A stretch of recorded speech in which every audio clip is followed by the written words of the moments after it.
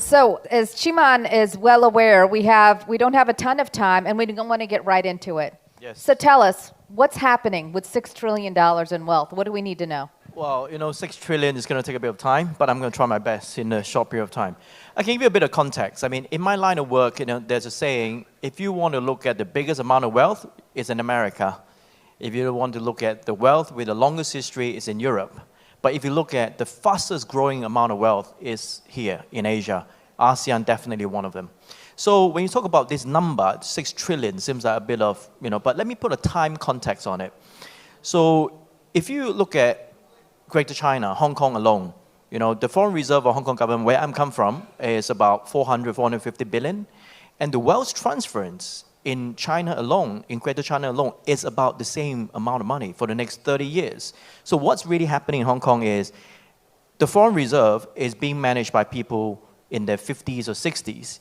And for every year, they have to pass on to their kids' generations. And for the next 30 years, that is how fast and how much that we are talking about. And by the way, did you know that in Greater China alone, a new billionaire is born every 72 hours? So that's where we are. Every 72 hours. Sometimes, I just can't even put my head around this. I mean, it's beyond.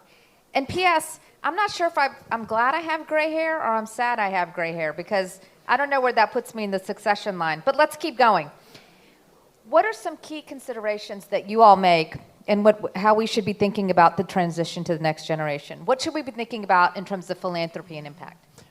Right. I think the first thing you have to look at when you talk about transitions, legacy, you pass on the wealth to the next generations. I think the word came out quite a lot this morning as well, is about the governance, right? So governance is one of the most important part of the wealth transference, and also, impact, which is very, very important as well. Because you imagine the first generation and the second generation, the value chain is very different. The first generation is about survival. They started from scratch. They probably make their own first pot of gold in the 60s or 70s in a very traditional industry such as real estate, natural resources. But the newer generations, they are very, very different. The way we look at things and they value things are very different. So really, the governance framework has to be in place, and it has to be robust enough and flexible enough to let them do what they want in the next generations. Just thinking about the values, but the priorities between generations, I think, is a very interesting thing. So for you to sort of say, first gen, struggle, survival, I would imagine a little bit of frugality as part of that. And maybe next gen, it's more a little bit about, maybe we can release some of the pipes and let some of the money flow. I don't know, you tell me, but I think what that makes me think about is the role of principles and the role of values. And how, because you can't get that by governance. So how is that becoming part and parcel of the conversation that you all are having with these family offices? I think, funny enough, right? I mean, last year in Singapore, we Raffles Family Office held our 9th, Family Office Forum last year in Singapore, and I had the privilege of interviewing or spent quite a bit of time with the second Prime Minister of Singapore, ESM Goh Chok Tong. And I actually asked him, so I say, look, you work with the founding father of Singapore for such a long time. So can you share with us some secrets that you know? And one of the things I was quite shocked that he went straight to the point. He said, most people don't talk about it. Newspaper never talk about it.